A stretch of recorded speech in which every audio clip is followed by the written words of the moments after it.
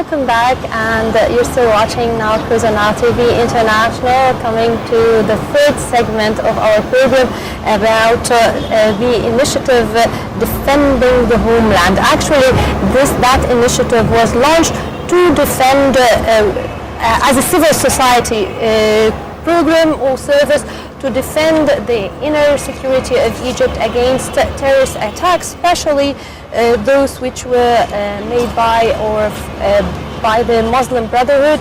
And the national security sector has managed recently to uncover a conspiracy that is led by terrorist Muslim Brotherhood elements in Turkey, the most prominent among whom is Yahya Sayyid Ibrahim Musa, in coordination with elements from Palestinian movement Hamas.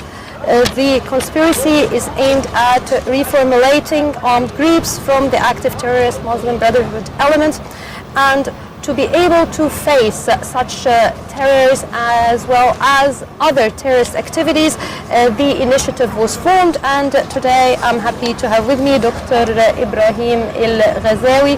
Welcome, Doctor, with us to tell us more about his initiative. Well, thank you so much. Thank you very much for being with us today on Nile Cruise. As Rasha said, your initiative is to be defending the homeland and the homeland security against the terrorist threats from the terrorist brotherhood organizations and other organizations from outside the country, and cooperating with the Egyptian army and the Egyptian police. How did the idea come up? Well, I should start with thanking you for giving me this window to talk about our initiative. We are a large teamwork, actually, from different diversified fields of specialities.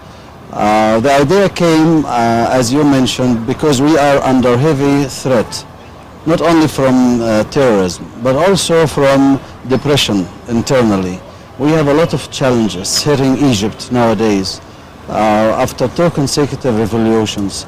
And as you mentioned, terrorism on top of the threats that are challenging our integrity as a society and as also a government. We were so much concerned about some irrational criticism to our institutions, especially the sovereignty institutions, the army and police, judiciary.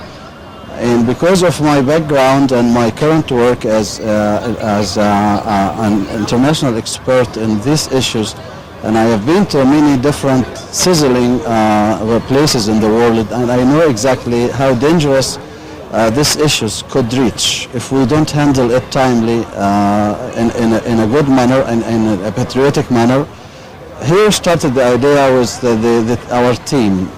We have the cultural background of the idea is also very much important. Actually, one of the core issues is culture.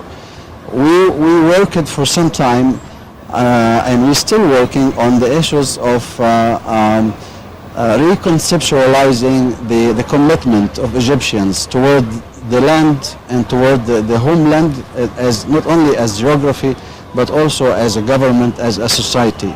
We wanted to address the youth. We wanted also to shed the light on these challenges, and also to be a window not only for the society but also for the government, to make sort of bridging between the youth, the government, the different sectors of the society. We felt that there is sort of misunderstanding and like isolated islands in the community.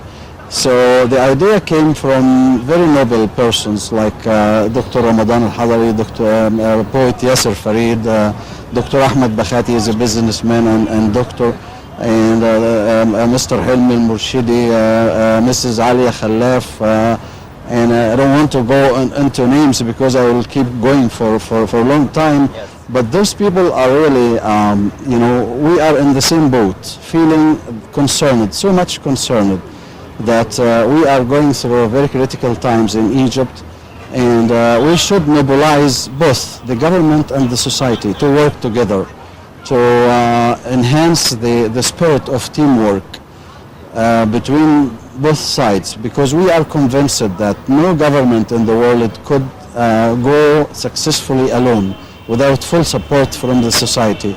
When we talk about society, we talk about youth, the heart of society. We talk about women. We talk about civil society organizations. We talk about educational institutes. We talk about the mosques and the churches. We talk about the factories. We talk about normal workers, students at the schools. And actually, we were so much surprised that the feedback that came to us from the ground in different governorates within very limited time was so positive.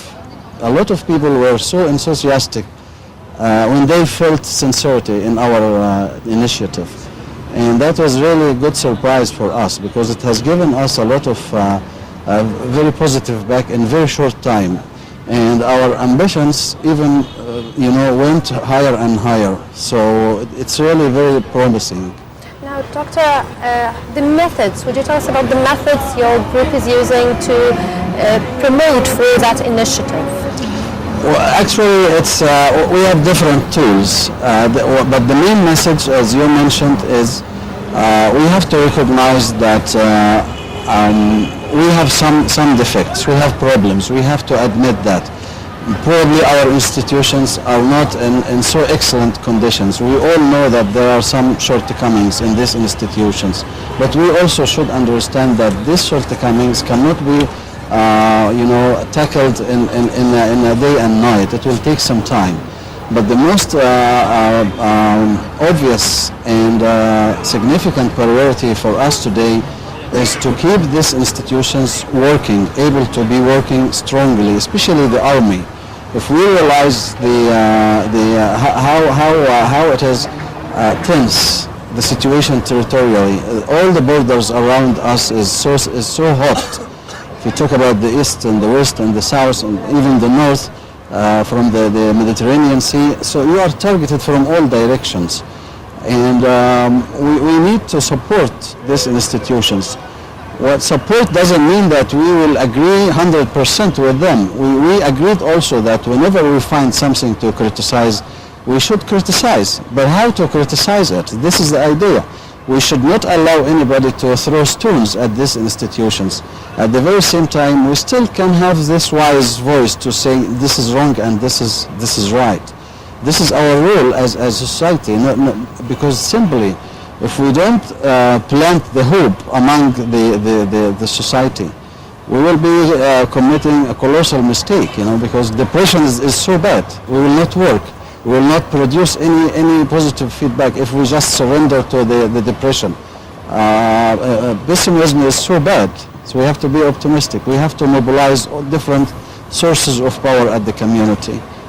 Yes, Dr. Ibrahim, more specifically, the police forces, what about the main challenges facing the police ever since the 2011 revolution and the reputation that it has gained over the past 10 years maybe?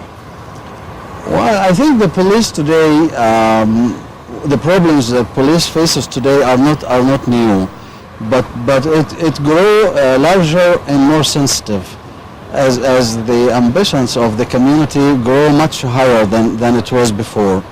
And unfortunately, not only the police, but all other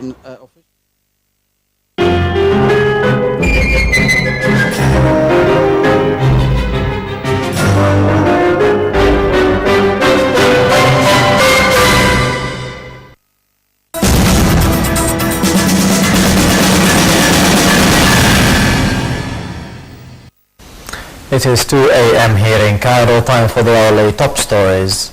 President Abdel Fattah al-Sisi returned back home, wrapping up a 2-day official visit to Saudi Arabia, where he attended Northern Thunder maneuvers, which included forces from 20 Arab and Islamic nations. Earlier, al-Sisi had held a meeting with the Saudi King, Salman bin Abdulaziz. The meeting focused on means of fostering bilateral ties during the current stage to face the ongoing challenges facing the region, including terrorism and achieving stability. The Northern Thunder maneuvers in the desert north of the kingdom began 12 days ago, including 300,000 soldiers. The Arab foreign ministers unanimously agreed on Thursday to choose the Egyptian former foreign minister Ahmed Abul Ghait as the new Arab League Secretary General.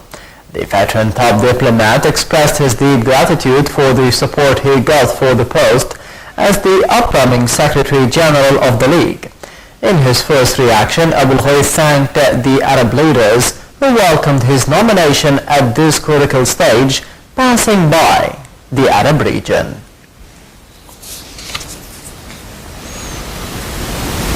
Iraqi forces retook a town from the Daesh terrorist group in Anbar province on Thursday and evacuated 10,000 civilians as the forces advanced up the Euphrates Valley.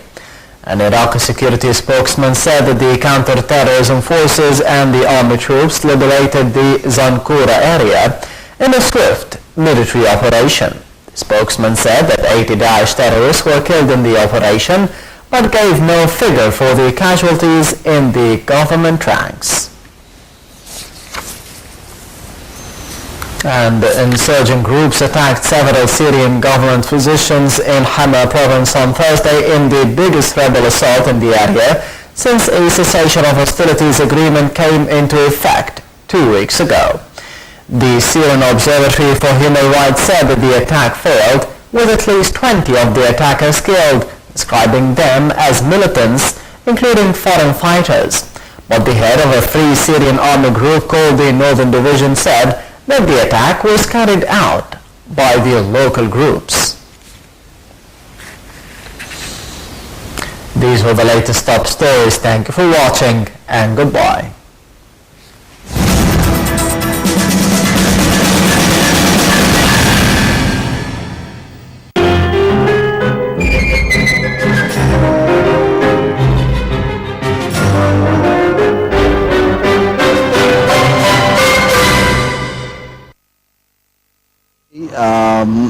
The problems that police faces today are not new, but it grow larger and more sensitive as the ambitions of the community grow much higher than it was before.